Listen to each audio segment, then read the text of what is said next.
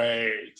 So welcome to From Katrina to Corona, Poor People's Solutions versus Government Solutions to COVID-19 in the Regardless of Poverty, a special Zoom series sponsored by Poor People's Revolutionary Radio, Poor People's Radio, broadcast live Tuesday 6 until 9 PST, and Thursday 4 until 7 p.m. on PoorMagazine.org/radio or on the dial in Oakland 96.1 FM.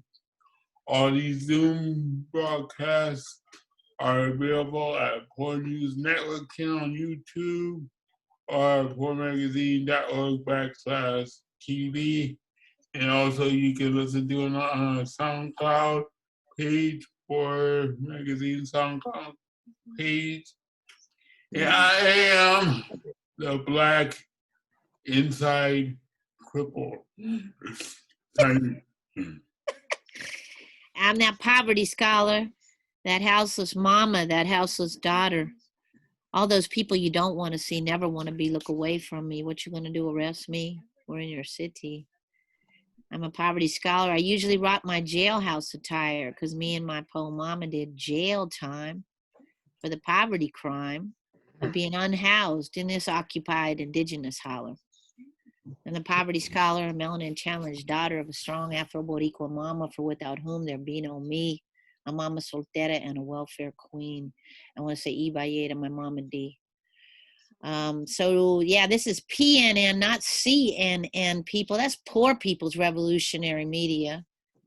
And our hearts are heavy, like they always are in this occupied land. In this series, we focus on the systemic, racist, classist ways that this white supremacist system that we've all already been struggling with in the United Snakes of Americland responds to emergencies like Corona and Katrina, and of course, as we know, the ongoing emergencies of poverty and PoLice murder and terror. So the ways that responses are military lies and, more placation. And at the same time, us poor and indigenous peoples have our own solutions. These aren't dreams. These aren't things we just talk about. These aren't things we just fight for. These are things we're already enacting and have actually already been enacting for hundreds of years of self-determination. Shouts out to Elder Malik Rahim from Common Ground, i.e. the ground zero of Katrina. You can watch the videos with him on PoorNewsNetwork.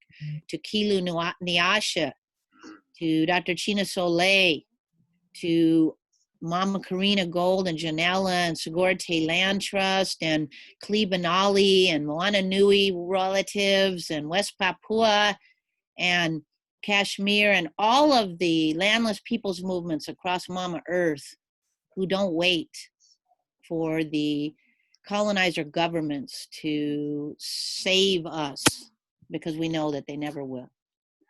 So to focus on the ongoing terror that we're dealing with right now, and actually in some ways the visibleness and the waking up of more people to what we all know has been going on for a minute. We're focusing tonight on the ongoing pandemic called PoLice, terror, murder, curfews, and all of these systems of control on this already stolen land.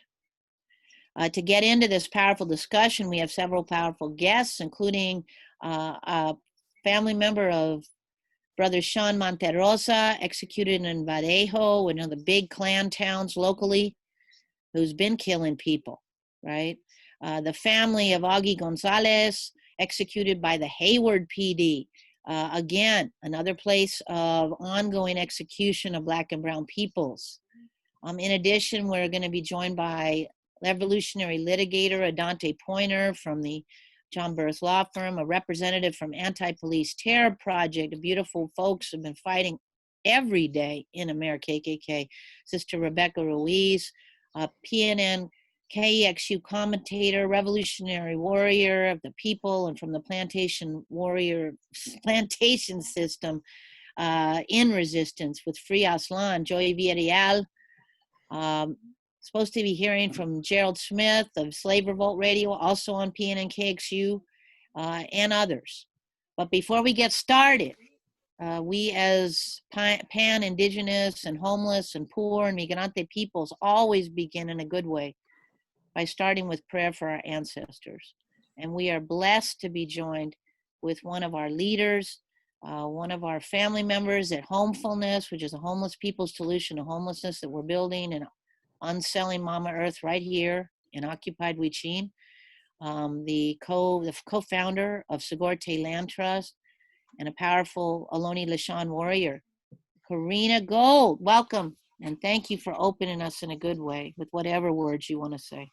Thank you so much, Tiny. Thanks everyone for being here tonight. You know, there's so much going on. There's been so much going on, and so you know, it's I just hope that we could just breathe it in for a little bit and hold each other tonight while we're discussing some of this hard stuff that we have to deal with, and how do we move forward, and how do we hold each other and continue to hold each other up, and ask our ancestors to come in and to continue to hold us up. And so I just wanted to offer a prayer, and I wanted to bring our ancestors in, and our new ancestors as well, all of the people that we're standing up for right now in the streets. And so I just want to offer a prayer. Grandmothers and grandfathers, creator ancestors, we thank you for our lives, and we thank you for this day. We thank you for allowing us to be here right now in the world. We thank you for giving us the opportunities to use our voices and our bodies, our minds and our spirits to do justice work.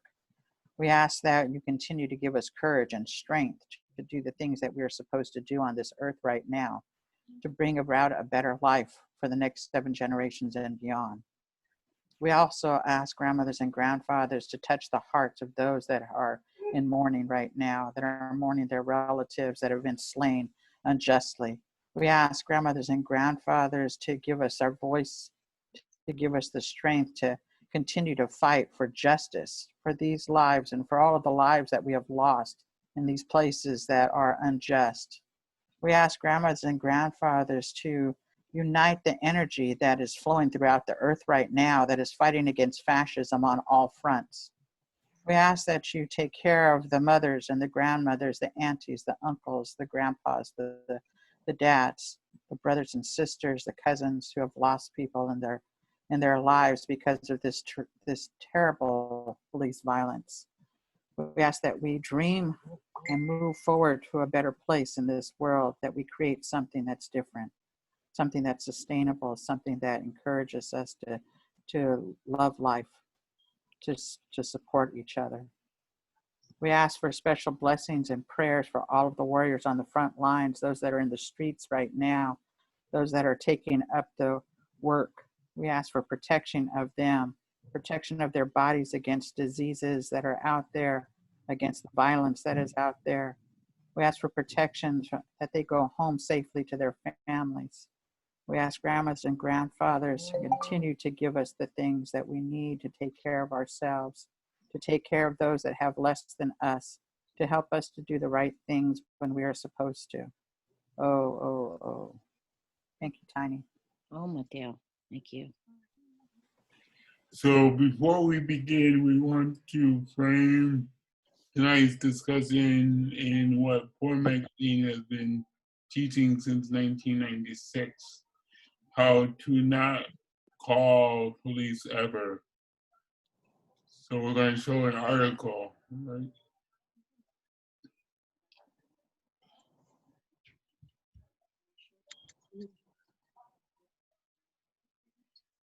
So this is just one of the many workshops that we've been teaching called How to Not Call the PoLice Ever. And we're going to actually be doing another one in July. Sadly, you know, these are very painful workshops because we're teaching on our lives as houseless and poor and Black and brown and Indigenous people who have the cops called on us all the time. And so we never engage with the people who test, arrest, incarcerate, or deport us. Shout out to Jonathan for reminding us of those false borders that continue on all of our migrante brothers and sisters. But anyway, so this was just an example of the first one we did. But we internally have been practicing and living and walking this since 1996, when me and Ma started Poor Magazine, while still sleeping in tents and bus shelters and the back seat of our cars when we were lucky enough to have one.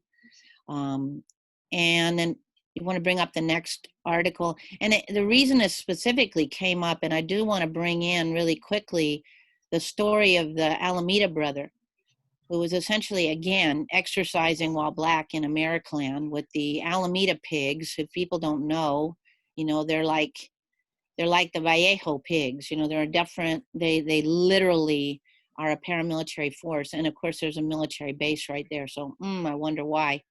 But anyway, you know, one of the questions that came up that I'm actually writing a piece about right now is, well, you know, when they were questioning, and let's get it straight, family, this was not all white people.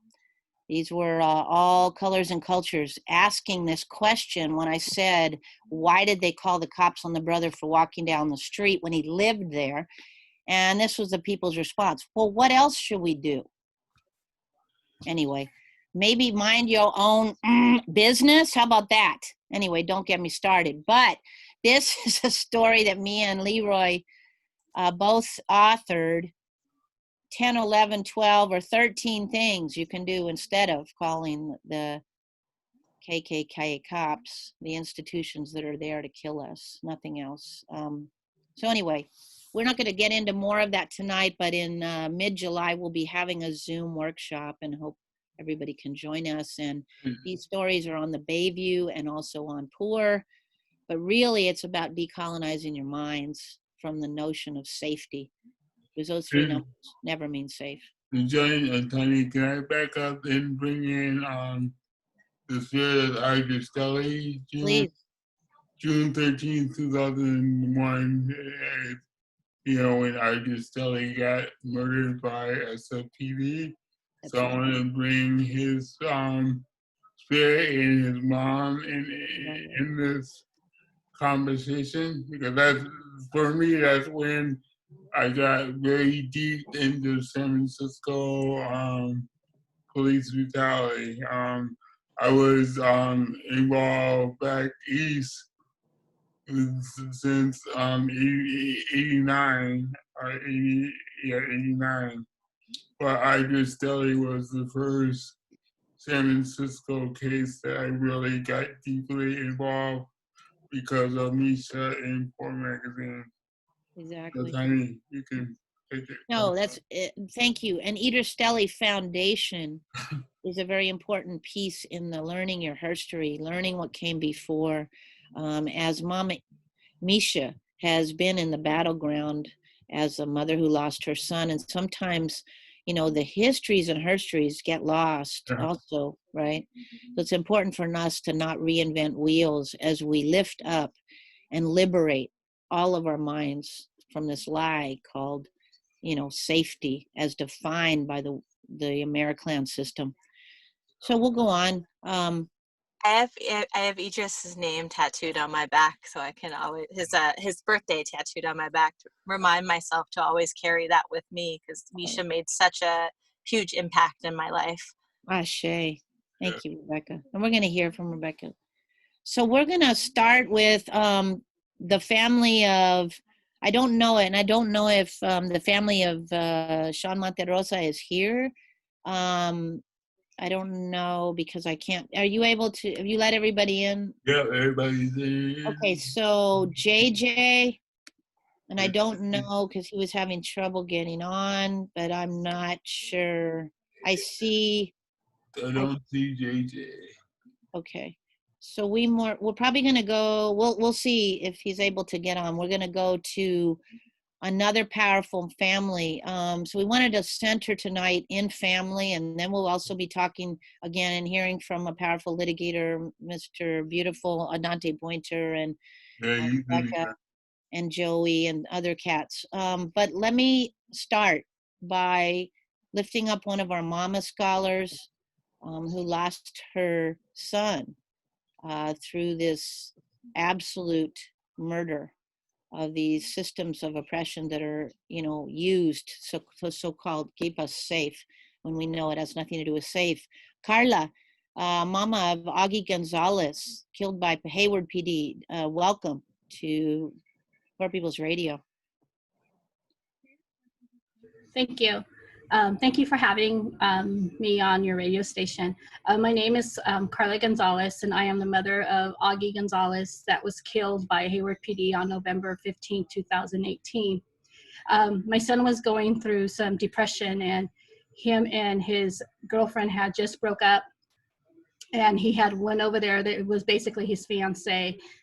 He went over there, and during the time that he was over there, he got into an argument with the neighbor. The neighbor called the police saying that he was waving a knife at him. And when the police arrived, the police arrived within 7 seconds. They shot my son. They didn't bother to look to see if he had a knife or to assess the situation or to even talk to him or anything. 7 seconds of him parking his car, getting out of his car, all that is between 7 seconds. My son was shot 13 times. After they shot him 13 times, they realized that he did not have a knife in his hand. He had less than an inch of a razor blade in his hand, which was actually not in his hand at the time anymore. It was already dropped. And all that you could hear on the video is saying that's all he had. My son leaves 2 kids behind. He has a 12-year-old now and a 10-year-old daughter that he leaves fatherless. He was a great son. I mean, I miss my son very much. From day one, we had no transparency by Hayward PD. When they came to us and told us that my son had been killed, they didn't tell us the right day. They arrived to my house, in which I live in Lathrop, and this happened in Hayward. So they drove all the way to my house to tell my husband, when he was only one home with my daughter, that my son had been shot. No explanations, no details on where everything happened, nothing. Us trying to find everything out, everybody was hush-hush about it. They told us that he died on Friday. We found out later on that he died on Thursday night. They didn't tell us what hospital he was in. They kept telling us that they did not know that his identity. It's like, how did you not know his identity? You had his wallet, you had his car, it was right in front of the girlfriend's house, but nobody knew nothing. So basically, my son died on a Thursday, and I didn't find out until Friday afternoon, late afternoon. The transparency with Hayward PD has been horrible. They keep telling us that they are. We're trying to ask for an independent investigation, and no, they told us that they agreed that they would have an independent investigation sent to the Attorney General, but this was in November of last year, and to this day we have not heard that if it was sent or anything. The day that we went to City Hall to fight for justice and to see if they did vote on that, they presented us there with a room full of police officers, police union, and the officer that killed my son. That's the transparency that Hayward PD has given us this whole time. So this nightmare with my son, not just being able to grieve him, the fight of the justice has just been horrible. Wow. So I just don't wish this on anybody. Wow. Thank you so much. Thank you, Mama. Thank you.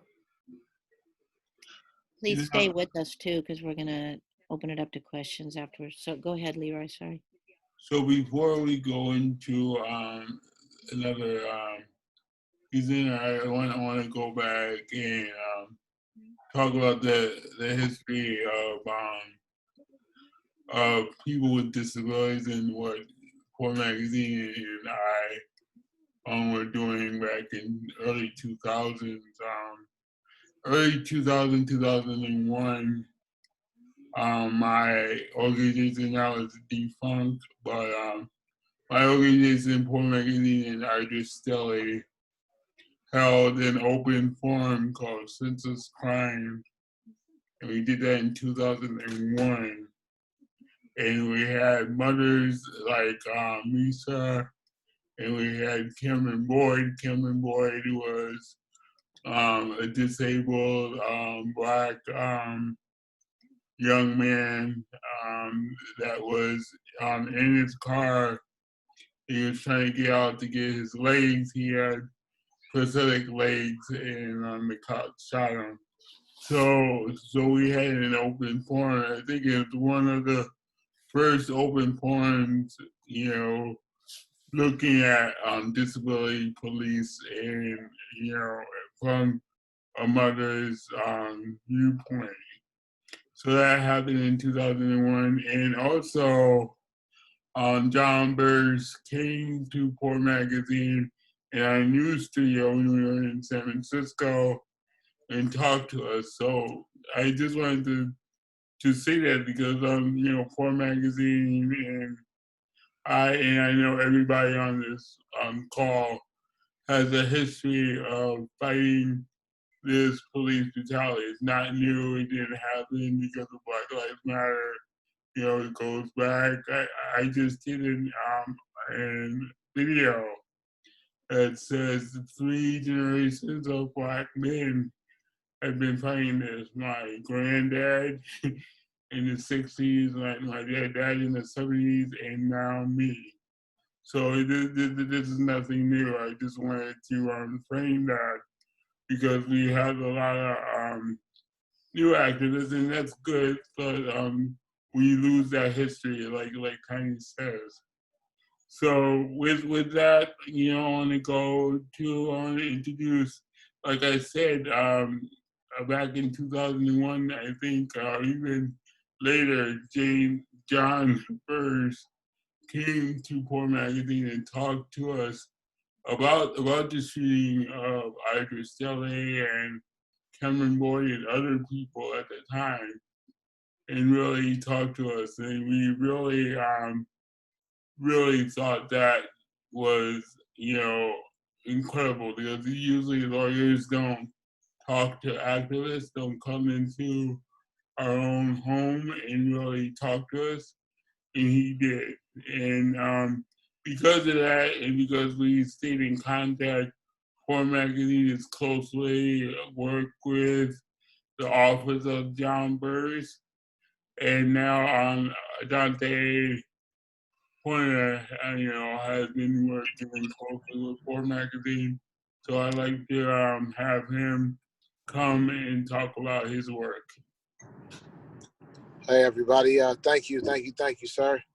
You know, speaking of our ancestors and our elders, you know, I walk in the shadow of you as well as Tiny in terms of trying to put on for our community and our hood, and for the less fortunate, and for those that are fortunate enough to understand what the struggle is. You know, as many of you know, I've been practicing law 15 years. That whole entire time, I've been doing civil rights work, specifically civil rights work dealing with police misconduct, and also with criminal justice stuff too. Represented a lot of people in the criminal justice system as well.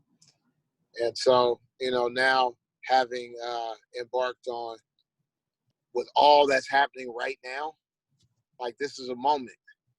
You know, this is a situation where we actually have an opportunity to not only just apply pressure by way of the demonstrations and the rallies, but if we actually could come up with 2 or 3 demands, we might actually be able to get some of that done.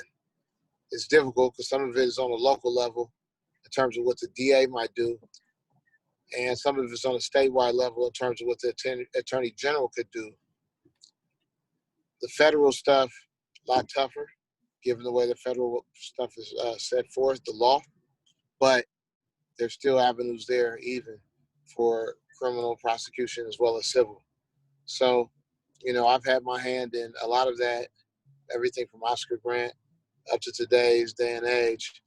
And one thing that I think is very true is that we won't see any change until there's not just one thing, there has to be many things that take place, you know.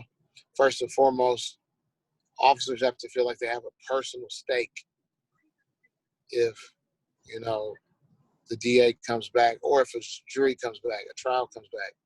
Like, if you don't have a personal stake, then what does it matter? And that's why we see history continue to repeat itself. You know, if you've ever raised a child, or, you know, just even raised anything, groomed anything, then you know some of it comes from repetition.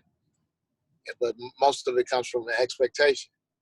Right now, the expectation that the officers have is that if they shoot and kill somebody, they falsely arrest somebody, they beat somebody up, it's not going to cost them personally much more than maybe a trip to the principal's office, and that they have to talk about what they did.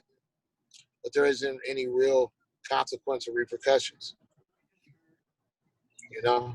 And that's key. I can go on and on. I don't want to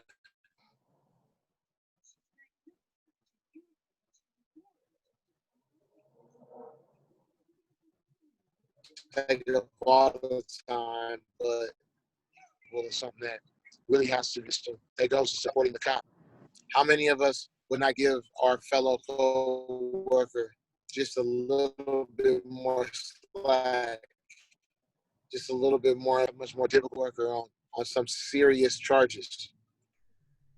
And that's the position that is, you know, they're working with something inherent conflict of interest. Then you compound that, add to that they're taking the cops' money, taking union donations. I mean, when you add that up, it all starts to make sense. No wonder why the district attorneys won't charge officers. No wonder why officers just walk scot-free. I mean, this isn't a mystery. You know, they try to make it sound like it's more difficult than it is, and it's really not. And, you know, this is really about the system protecting itself at all costs. And, you know, I'll just say, you know, it's interesting how we're right now at a point in time where you have police officers taking knees and police hugging. And where was it at? I want to know, where was that at when Brother Alex Nieto was on the ground? Or where was that at when Brother Demarie Hogg was shot and killed in his sleep? Where was it at when McCoy was killed in his sleep? Where was it at when Brother PoLice was killed in his sleep? Where was all these understanding officers who condemn what happened in Minnesota and would say, oh, the officers who were looking and not responding, they're just as guilty. And this happens every daggone day right here in the Bay Area. Right. I can call so many names. So, you know, we can't be fooled by the banana in the tailpipe. You can't be fooled by someone who's waving a flag of retreat when they're really on the attack. Because when you look at what's been going on in these protests, officers are still brutalizing people. Yeah. Thank you. As soon as they say, oh, that was so sad, that's so bad of what happened to George Floyd, then they go out that very same evening and launch tear gas at kids and older people, and, you know, people who are not who are not real targets in the war. I mean, because make no mistake, this is a war. Yeah. You know, an intellectual war and a physical war. And so, you know, I would not dare dishonor the ancestors and the people who have spilt their blood, you know, in this cause, you know, because they're all martyrs in a big way, and so they should be honored.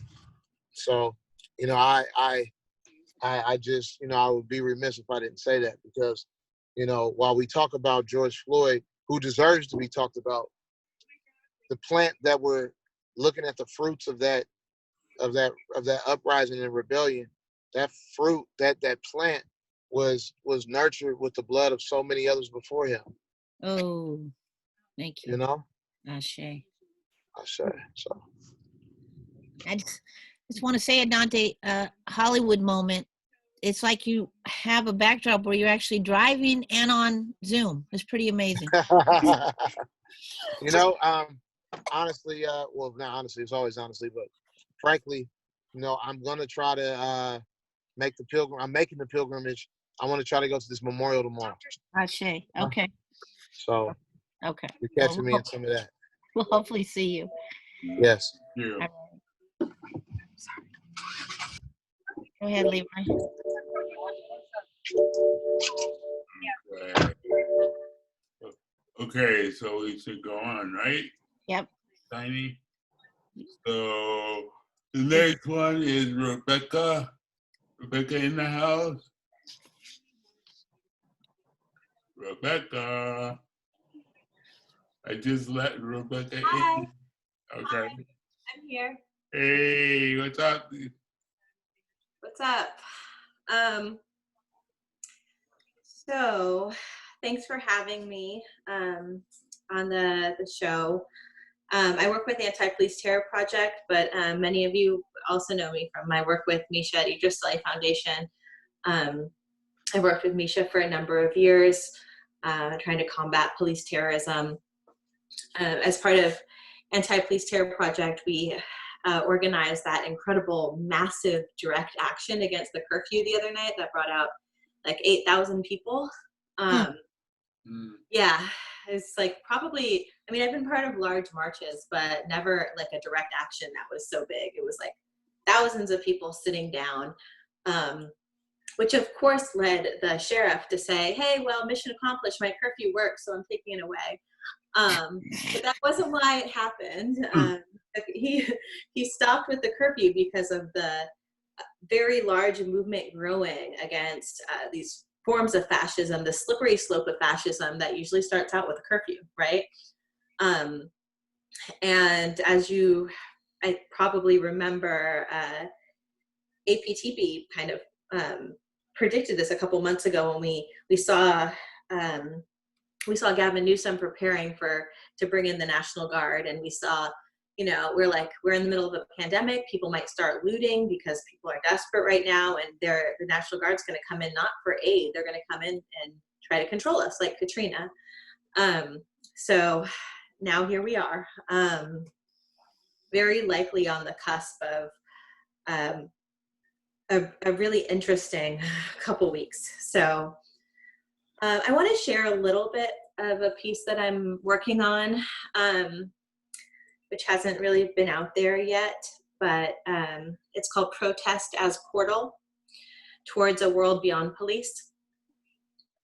So there's a really famous Arundhati Roy. She's an Indian novelist who wrote an incredible essay called The Pandemic as Portal. And in it, she says, she wants us to consider what COVID-19 reveals about the material world. She writes, the virus is bringing the engine of capitalism to a juddering halt, temporarily perhaps, but at least long enough for us to examine its parts, make an assessment, and decide whether we want to help fix it or look for a better engine, unquote. So, you know, these past few months are like, so glued to our screens, we watched the pandemic unfold for a couple months now. We've lost more than 400,000 people worldwide, more than a fourth of which were in the US alone. As each day passes, people who were already struggling became more concerned, more leery, more desperate. But then this new variable came into the mix, and that was this very visceral, bloody, brutal murder of 33-year-old George Floyd by Minneapolis police. And protests have now been, demanding an end to police violence have spread through the nation and across the globe. We've seen murals for George Floyd go up in France, in Kenya, on Syria's House of Ruins, where the Berlin Wall used to be. And people have like emerged from their quarantined hibernation with like a very righteous anger and a demand that those in power be held accountable. So now we're at this flux where no one kind of knows what day it is. Weeks seem to move by slowly and quickly at once. Somehow police violence and the pandemic have like intertwined to disrupt like our perception of time and space. And we are sucked into this wormhole, this portal, where we feel this very powerful weight of responsibility to make sure whatever we come out on the other side with is better than what we had before. And we've been in this place before, right? Of those of us who've been involved in a really long time, there will be these points where, you know, before you kind of felt like you were shouting and no one was listening to you, but now there's kind of like this popular movement and you're like, hey, I was saying that before. But now here we are, and we know from experience that the portal doesn't last forever. But it's now in this sort of like in-between luminary space where things seem really possible. Social theorists have written about it, including Chicana feminist and poet Gloria Anzaldúa, who has a Nahuatl word for it, Napantla. For all your Nahuatl speakers out there, it means the in-between. And being in the in-between can mean that you can see things or provide this insight that you couldn't see before that changes your perception of the world forever. But the portal isn't the pandemic and it's not police violence, it's the resistance. It's this popular movement of daily protests that bring with it a sense of possibility. So we start to begin again to ask the questions that even those on the left for so long kind of scoffed at us for being like these impractical dreamers. One of those questions has been, what would a world without police look like? And what can we do now to eventually get us there? So that's sort of where my thought process is at now. And I've seen some really hopeful things, of course, some very scary things from what's happening at the demonstrations of people being shot. There's a grandmother who was shot between her eyes and she might lose sight. I was in San Diego, but also some very hopeful things. Minneapolis City Council voted, so, I mean, it was a percentage that it can't be vetoed to disband their police department today. Yeah. Right? Yeah. And they're looking for what, you know, Poor Magazine has been calling for all along, which is actual community safety. And so they're looking at other models. And I think for us in the Bay Area and for us, like, for people who are on the listening from in other states, this really gives us some momentum where we can start saying, disband the police, and that funding that you're giving to the police, because in many cities, it's the majority of the budget, right? In Oakland, it's like, what, 60% or something? And put that, you know, cities are sitting here saying, well, we're broke as fuck because of the pandemic. And we're like, we have a way that you could solve that. Take that money, put that into housing, put that into social services, put that in back into like school system. And so now we're at this place full of possibilities. And if we don't develop tangible demands around it, we're just going to end up with this again. Because if we are in a situation where we're constantly responding to police violence, like or there's like more penalties or training for the cops, that nothing has ever proven that necessarily has stopped police violence, right? What has stopped police violence is getting rid of the fucking police, right? I'm sorry, I'm cussing. I keep forgetting I'm on the radio. Okay. So APTP has one of our project is Defund OPD, and it's been going on for a long time. And now it's actually getting a lot of traction. So I encourage people to follow Defund OPD on Facebook. And also I work with the Free Santa Rita Coalition, and they've been working to get the sheriff, stop the sheriff, Ahern Sheriff Department from sucking up so much of the budget too. And so we're trying to dig deep and think about like what happens if we don't have these like emotional blocks that stop us from asking the things that we don't think we're ever going to get. While we're here, while we're in the portal, we should really think about what's possible. What's possible? Like, are we, like, you know, damn the idea of like only letting a certain people out of Santa Rita. Let's shut it down. No. Like pushing for the most. So that's sort of where I'm at right now, and I'm happy to be in community with people who have been asking for those things all this time, because I'm hoping that this will give y'all a platform, especially people at Poor Magazine and other groups who have worked on alternatives to calling police, alternatives to dealing with mental health crisis. Oh, Thank thank you. Rebecca. Yes. Thank So we're going to go on to Joey Val. So Joey is a part of KEXU 96.1 FM. He has a show on that comes on, is it Tuesdays? Tuesdays at 8 o'clock. Free Aslan. Yeah, it's a kick-ass show. So please, click on the KEXU 96.1 FM, and also online and also on SoundCloud. So Joey, take it away. Yeah, so can everybody hear me? Yep. Okay. Yeah, so, we've been dealing with this as well here in San Jose, Khalifa Aslan. The pigs over here, very brutal, very, they've been attacking the people, shooting people, it's been horrible to see this, but we all know it. We all have experienced it. And, just to piggyback on, the beautiful brown sister Rebecca Reese when she talked about a world without police. So there's a new group that I'm going to be working with, and it's called the Republic of Aslan. And one of the projects that we have in the works right now is what we're calling the Chicano Emergency Services.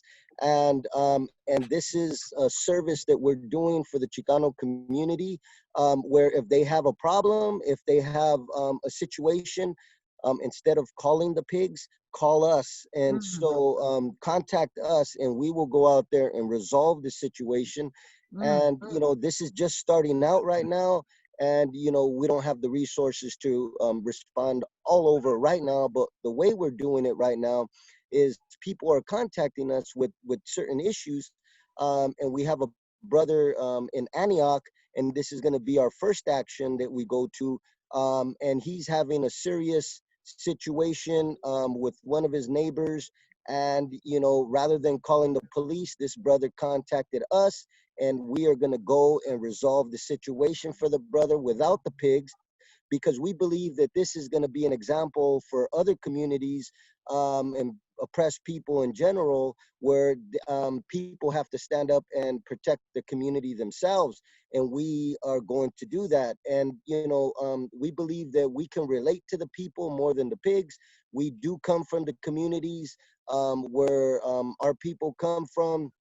We can relate to the situations and issues, and we can respond in a much better, humane way than the pigs. And we feel that anytime our people oppress people, not only those deriving from the Chicano nation, but also all oppressed peoples, within these false U.S. borders, whenever they do call the pigs, it results in somebody getting killed or going to prison. And so we're going to solve this problem and provide a concrete example that the people themselves can resolve issues and conflicts and horizontal crimes ourselves. We can solve it. We have the tools to solve it. We are experts in dealing with conflict. All of us, just like we deal with PTSD, all of us deal with conflict. We were raised in conflict. We were born into it. We deal with it on a constant basis with friends, family, loved ones, neighbors.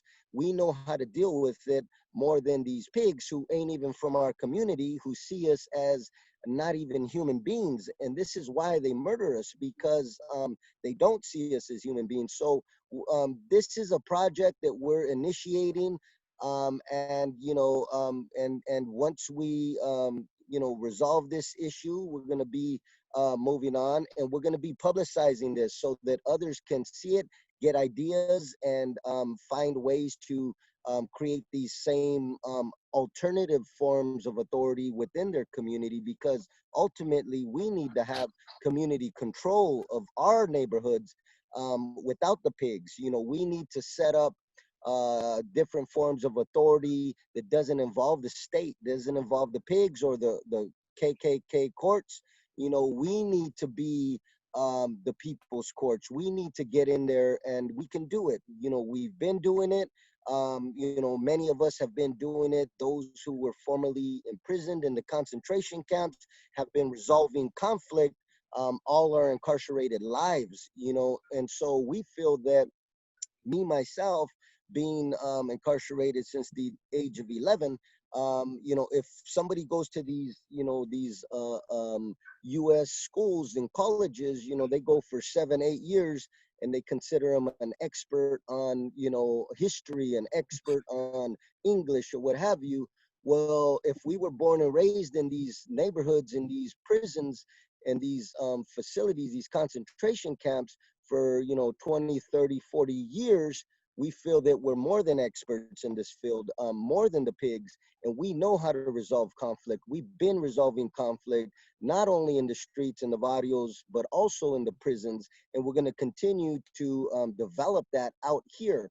And so this is one of the projects that we are working on, and we are gonna share it with Poor Magazine, and we hope that our example can create other forms of emergency services for, you know, for the Black nation, for the First Nations, and for all oppressed peoples that are existing under this pig terror, because, you know, the police, you know, in my opinion, are a terrorist organization. They have done nothing to our communities but inflict trauma on top of trauma, murder, just terrorized us. So this is my response, and this is our response, coming from the barrios of Khalifa Aslan, and we hope that you know, others will be inspired to create these alternative forms where people can call and say, hey, we have a problem,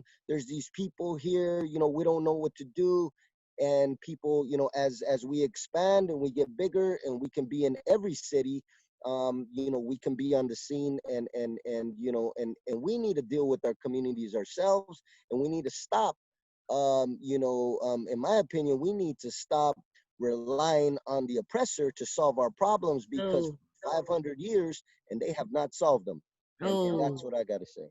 And I just want to interject. Thank you, Joey. People should listen to his show, and he's a powerful warrior and author. Also, what Joey you're saying is absolutely right, because the only way that we at Prensa Pobre Poor Magazine even do this is, as you know, we have the Elephant Council with our elders and our youth and our folks who sit and resolve things as hard as they are. And these aren't some bougie, cutesy, hippie concept. This is hard, right? Because us poverty scholars hurt each other. So this isn't a joke. This isn't utopia, but we're dedicated to doing it. I'm so glad y'all are doing it. You know, we standing with you. So we'll talk more on that shit. Yeah. Leroy, go for it. Gerald, I think, is next. Yeah, so me and Geral go back. You know, we used to work at another radio station. I won't say their name, but Geral goes back even further. You know, he's been down with, you know, activists from Oakland to New York. So Gerald, take it away. If you're in the house, I saw you.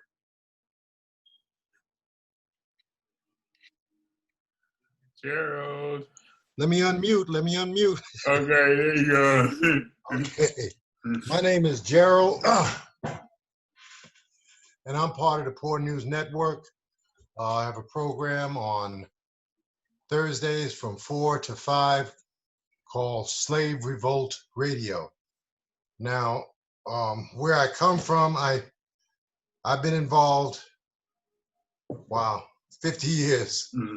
But you know what? This situation today is inspiring me. I'll just to give you a couple of weeks. I mean, when they killed Brother Taylor at the Walmart in San Leandro. Hey Gerald, can you lower your video? We can only see your hair. We see your beautiful fro. We see your fro. Never mind. Okay, but if I stand here, you see my chest. Yeah. Okay. That's okay. Keep going, Gerald. That's all it's important what you're saying. It's okay. All right. So we APTP put out the call, but understand there's something going on here that we need to be aware of, and that is that because of this COVID-19 pandemic, people are seeing very, very clearly. It's shining light on the gross inequalities that we suffer day to day, but it's also doing something else. It's showing, for instance, we've seen how incompetent the police are. They're supposed to be protecting property. Well, they didn't do a very good job on the 26th, baby. Oh man, I've been moving around Oakland a lot. You know, just active, doing stuff, and you can see somebody stole 50 Mercedes-Benz. Now, how do you steal 50? The fucking I'm sorry, I beg your pardon for the bad language. But I mean, come on. So people are seeing how incompetent the police are at everything except beating up, you know, individual citizens, you know, abusing their power, tear gassing us. They're good at that, but they can't even do the job they're supposed to do, and that protect the rich folks' property. So, no, they're totally incompetent. But not only are they incompetent, the people that's running this show is incompetent. And we see it every day. If you recall, I don't know how much y'all watch the news. I'm a news junkie, so I watch the news a lot. And I remember Gavin Newsom, boy, he was talking big shit. I mean, you know, he was talking a lot, excuse me. And he talking about, hey, are we gonna do this? And we gonna stay sheltered. As soon as the bosses said, get your monkey ass back to work, he changed his tune the next day. The next day, I expected him to kind of slide into it. He changed his tune the next day. And here again, people see Michael Jackson is right. They don't really care about us. They got people going in the meat factory, you know, the meat packing plant. 500 workers get the COVID. 500. No mask. The thing is, it's so many layers of racism. It's ridiculous. We have to peel the layers up, and we've just been treating the symptom.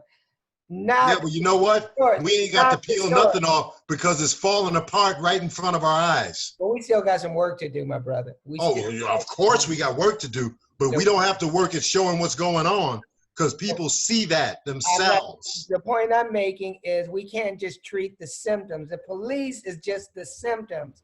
We got to get to the root cause. The root cause is the system that puts that police out there. Well, I'm going to give you a medal because you're right. I know, and we ain't got no argument on that. But let me see if I can continue and then give you the floor, William.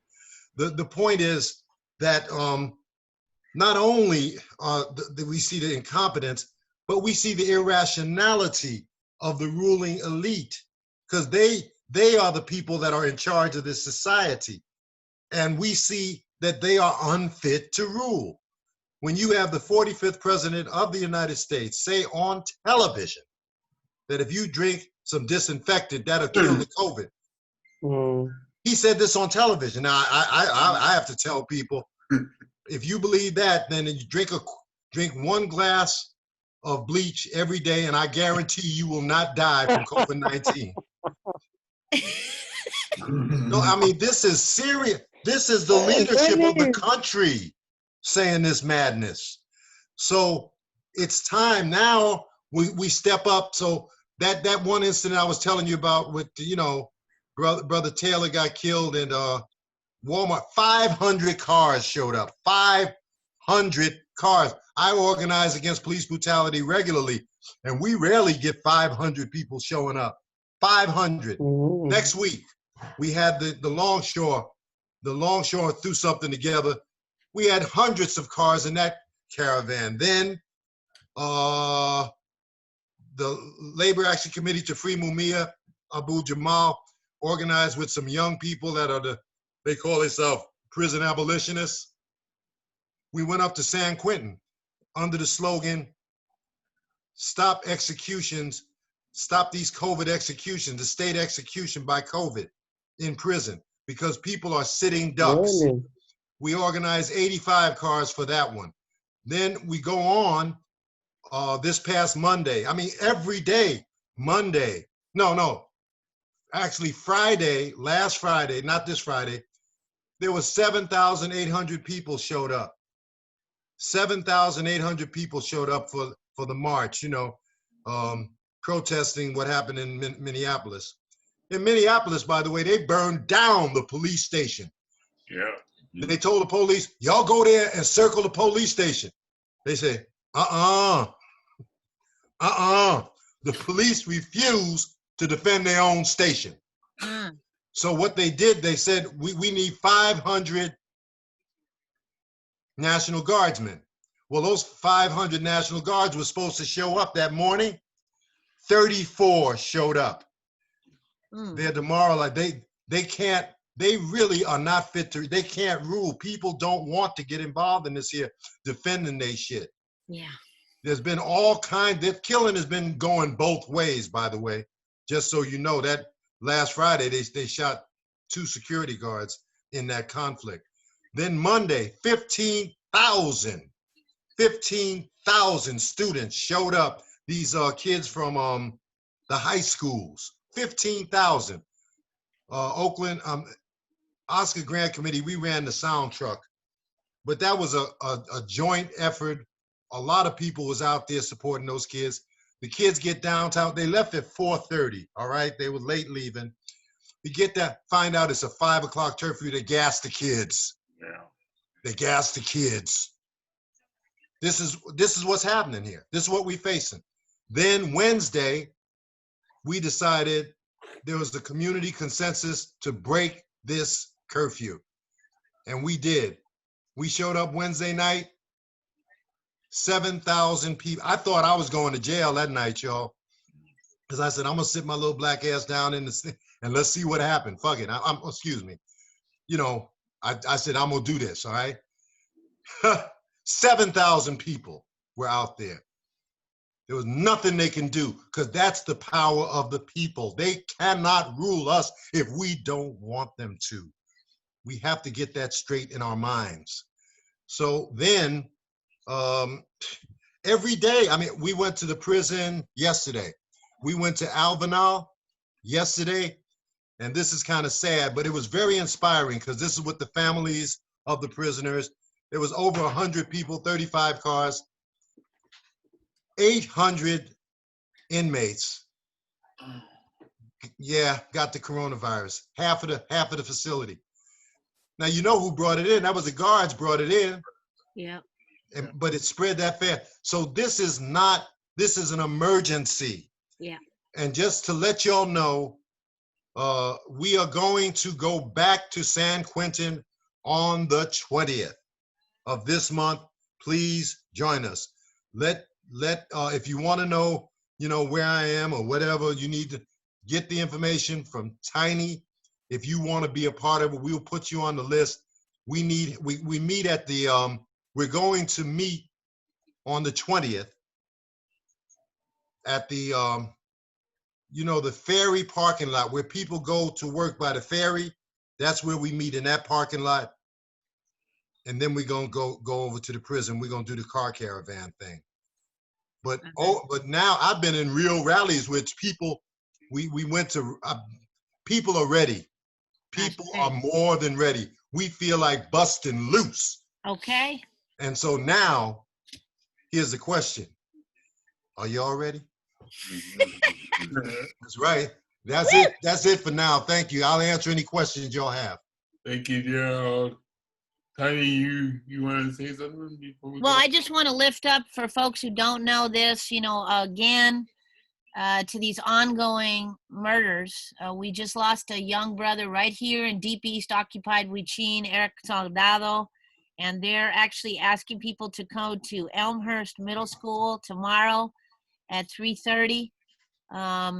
That's right here in Deep East Oakland, and then they're going to march to his house, which is at 96th and Cherry, or right near there, where he was actually murdered in cold blood, as usual, by the CHP and the pigs and all their armies. Anyway, I just wanted to pull that in. But are we going to try to have a few questions before we close out? And if people have a few questions, and we literally have till about 7:20. And before we do that, I just want to make a difference. Not make a difference. well, what I see there's different between other times. Other times you had what was my father called helicopter activists, where activists fly in and they take over the movement, and you know they get all the blame and they get all the money and they get all that. This is totally different. This is what I've seen and what I read and what people have been calling Poor Magazine and us.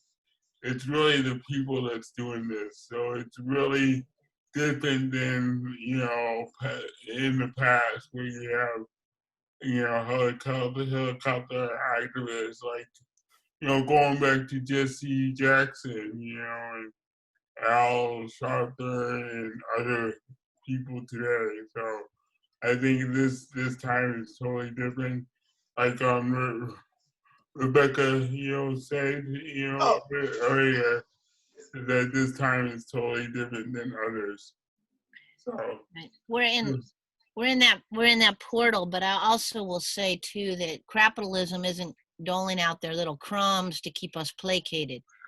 And the scary part is we get placated easily, and then we get tired, and then we get sleepy. So we might be woke and we might be in that portal, but like also people know we have to move fast with liberation solutions, which again is one of the things that we have been presenting and promoting along with other liberators for a minute. So check yourself, check your systems out there, how to not call the PoLice ever. But let's see if folks want to comment at this point. Yeah, so it's open to everybody. So I will unmute everybody. I think people are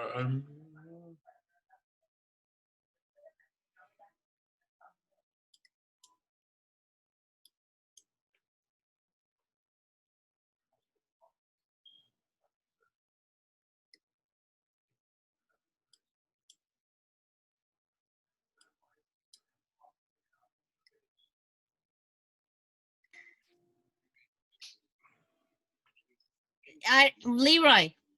Yeah. Okay, does anybody have a question? Are you trying to unmute folks? Yeah, I think people mute themselves. Oh. Yeah.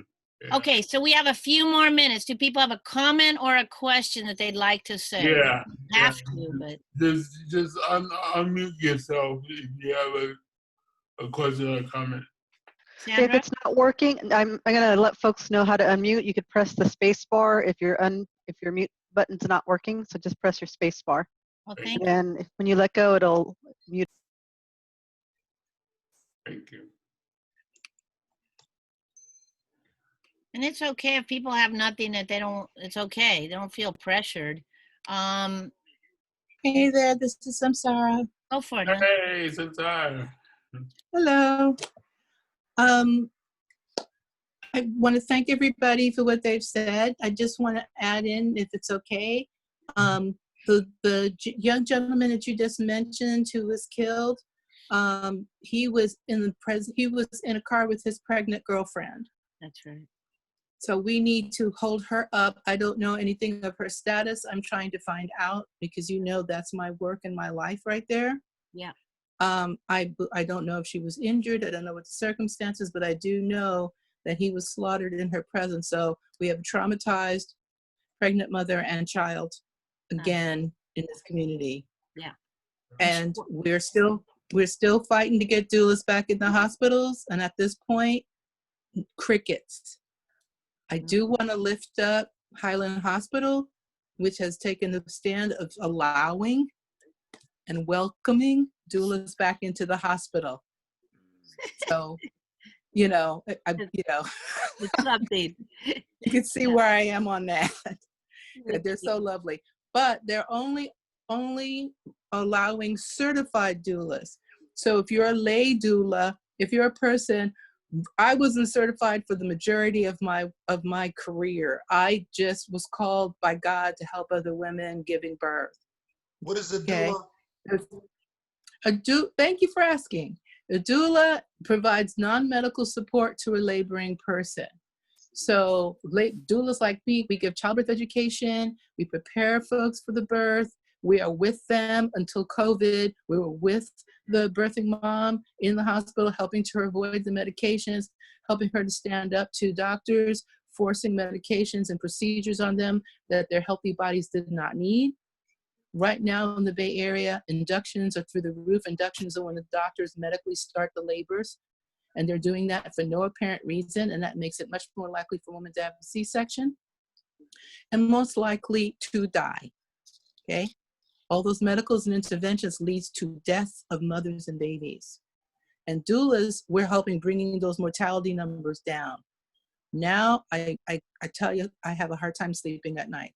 The stories that I'm hearing of the abuse of our Black and brown women. Oh, thank you. I'm sorry. What's the difference between a doula and Hey, and a midwife? I have a question. A midwife delivers the baby. The midwife has the responsibility of helping that live transition out of its mother's body. I help everything but that. But I'm in training, so soon I'll be able to deliver them too. But right now, a doula does the physical support, helping mom breathe, get in the tub, make sure she eats.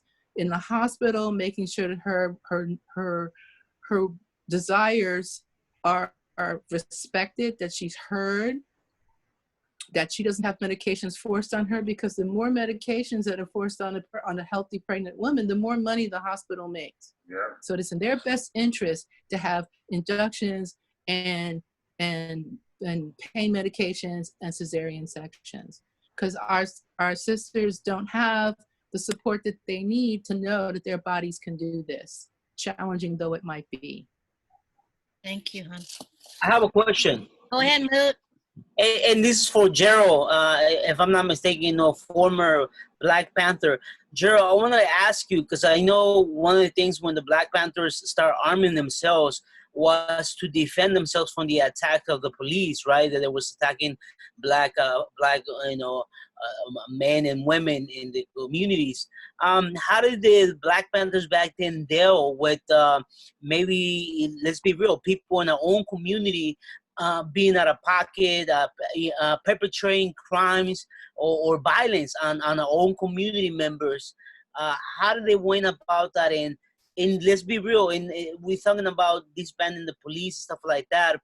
That's one of the things that people right away, how do you keep still, things in order so people there, and also a bigger question too, I hear the people who are prison abolitionists, there are also folks in prison who committed violent crimes against our community, who try and kill some of our community members, who rape and murder some of our community members. How do we deal with the true issues about the shit that goes down in our community? Well, first of all, you got to be humble, and you got to know you cannot resolve every one of those things, Moo. But here's what my experience was. Because mostly when we showed up in California, if Panthers showed up armed, generally speaking, the police backed off. The police did not see that they're not heroes. Once they saw an armed contingent, that was it. They tended. Now, we also would go and pick people up at the jail when they was arrested. We'd bail them out. So, we had a little support in that way. See, but in New York, we didn't have weapons out in the streets. They taught us how to use weapons, but the laws were different in New York. So we never patrolled with weapons in New York. But what I found is this, what we talked about is contradictions among the people. There are always contradictions among the people. The thing is, though, you have to win support and respect. And when people respected you, a lot of times we could actually cool stuff down. But, I'm going to tell you, there was times when we couldn't. There's times we couldn't. Somebody run off with somebody's money. There's things that we could not resolve, and you got to know the difference. But you can make a difference once you establish yourself in the community. and people actually respect you, they'll listen.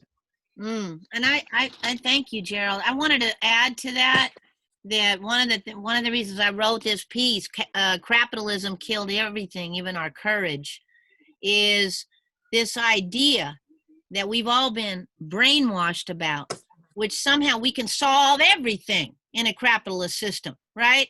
And that's why we call on those people with guns and those fake suits, right? Because somehow just the mere concept of what we started to believe, and not me, but so many people about the PoLice, is that they can solve everything, right? Well, what they really can do is kill everything. And I wanna just highlight what you just said. I wanna lift it up because it's part of the delinking and decolonizing, is that we can't solve everything.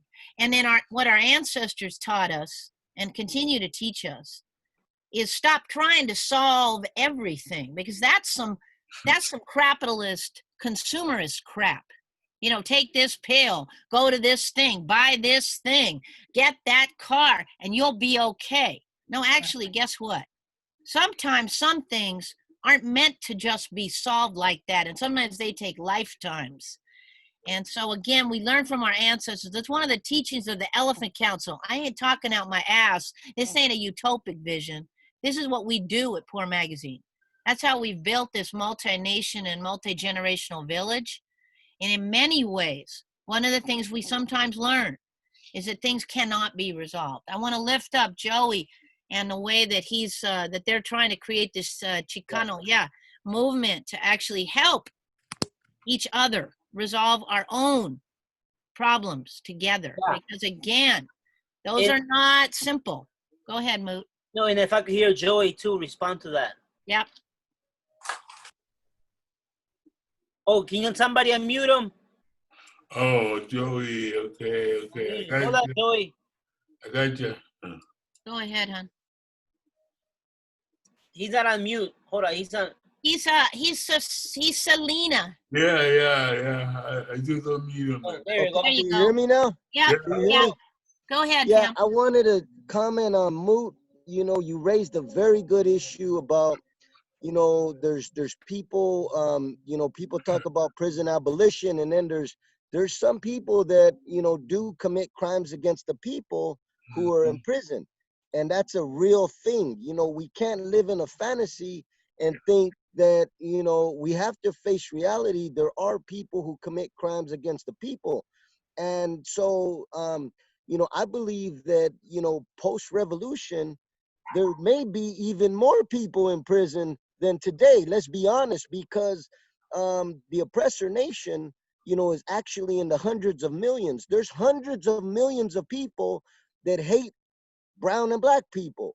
So there's going to actually be prisons even after the revolution. There's going to be prisons where people, but prisons are going to be different. Prisons are going to be re-education centers, not places where they lock you in a windowless cell and forget about you for 100 years. You know, prisons are going to be different, but there are going to be facilities to hold people, because there's going to continue to be people that commit crimes against the people. There's going to continue to be racist people, white supremacists.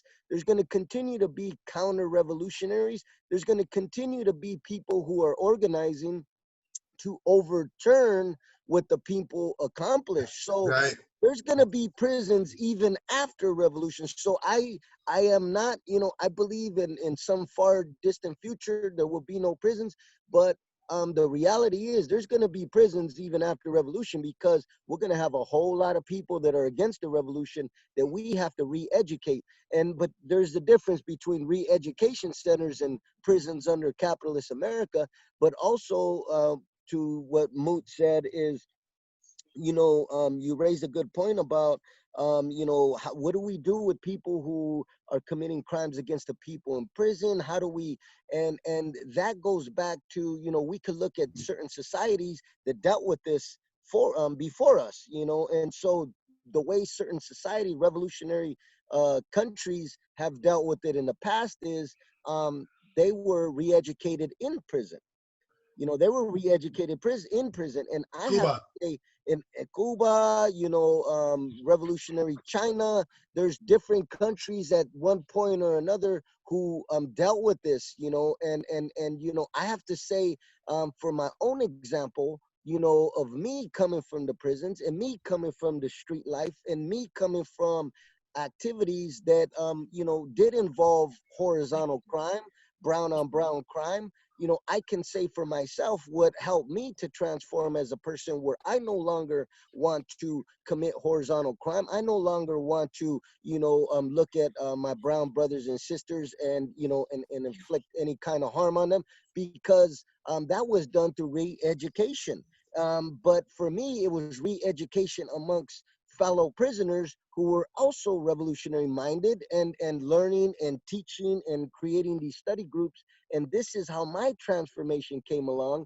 It wasn't from the state, it wasn't from the guards, it wasn't from the pigs, it wasn't from this government. So the way that people are going to transform, no matter what they've done to people, no matter what kind of crimes they've done, is it's going to have to be through re-education. And that could come either from the prisoners themselves or from groups outside of prison who are working with prisoners or working with formerly incarcerated people. But it's going to come through re-education. And you know, I believe that everybody, almost everybody, you know, has a chance to transform themselves, no matter how violent they were, no matter how much hurt and how much conflict they created.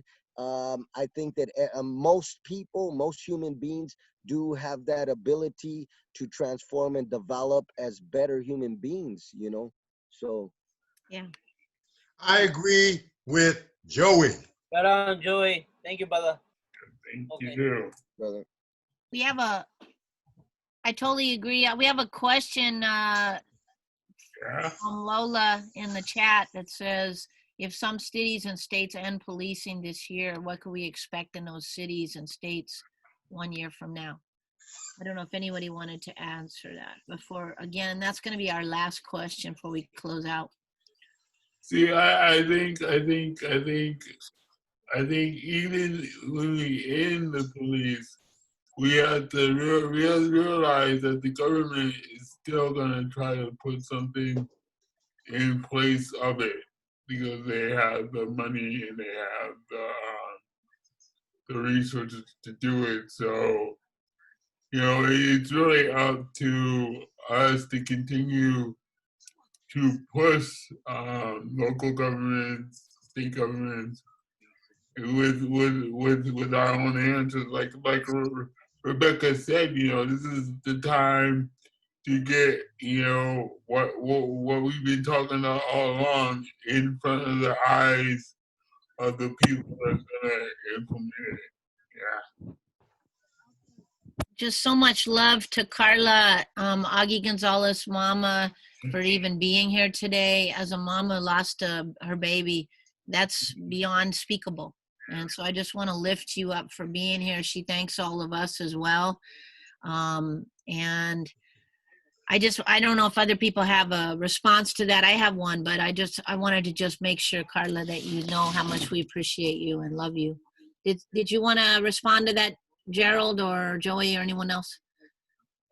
No, y'all should know. I met, the Oscar Grant Committee worked with the Gonzalez family. That was an unusual situation because their family mobilized 100 people to come to some of these city council meetings. It was not, I wish I could just show y'all, when them people had heart, you know? I mean, they faced off the police. Oh. The police backed down. That's right. These people had heart. So I have nothing but respect for that whole Gonzalez family, the whole crew. Ashe. I mean, I just wanted to go back to the comment about what do we expect a year from now? I mean, I just want to keep lifting up that self-determined movements like Move Africa, Long Live John Africa, Landless People's Movement in Brazil, Shack Dwellers Union in South Africa. These are movements that work outside of the state. And that's what we're building at Homefulness. So to the person who asked that question, it's a lot of hard work to actually resolve and to look toward community to solve issues. Again, I want to lift up the group of Chicano warriors who are talking about working with Joey. And, you know, what we do at POOR is extremely hard. So I think people should recognize that the hard work is the horizontal work. You know, it is a lot easier to call numbers on a phone and kill people. That's a lot easier. Actually facing your community and being dedicated to coming up with a resolution, even when you're dealing with people who are traumatized themselves along with your trauma, that's a whole nother level of work. So I think if we're looking toward a future that's actually rooted in liberation, which, you know, I don't even know if that's too much to think about in a capitalist system, but that is a big move that Minneapolis did today. Yeah. And so, you know, hey, here's that moment. Maybe we can look toward that. And what I would say is, think about actually deeply engaging and relearning the things that you were all untaught in a capitalist system. The cult of independence, the fact that you don't have to know your neighbor, the fact that the only thing that matters is how much money you got in your pocket and how much Mama Earth you can buy. These are all lies. So they're all connected. These aren't separate. Anyway, we're probably going to have to close out. We're at our last couple minutes. Leroy? No, that's it. Oh, yeah. So thank you for tuning in.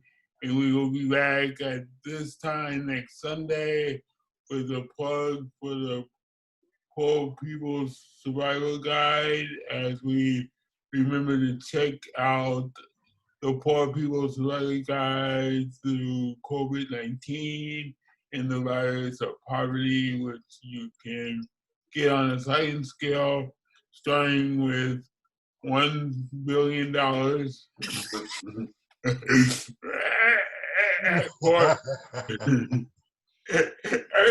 At poorpress.net, and stay tuned for our upcoming How to Not Call the Popo Ever workshop, and subscribe to us on YouTube. Yeah. Yeah, and you can get tonight's show on PoorNewsNetwork channel on YouTube. Yeah, please subscribe. Please listen to Free Aslan. Our radio is on break on the air, but we'll be back on June 25th with Slave Revolt and Free Aslan and SoundCloud, Poor Magazine. Check us out. So much love to everybody. And we're going to close out with a short prayer. Leroy, did you something you were going to say? No. Okay. So again, if people can maybe close their eyes for just a second, these digital streets, and lifting up all of these ancestors of this moment, these young people who didn't have to die, but except for this white supremacist terror, to all the ancestors of this land. I hope Sister Karina is still with us, who are still here 527 years later, who were not destroyed, but continue to be fighting the systems of genocide. To all the warriors and the ancestors of everybody on this digital street tonight, thank you. Ashe, Aho, Omateo. Omateo. Check you later, peoples. Love you, everybody. Thank you. Power to those who struggle. Power to the people, fam.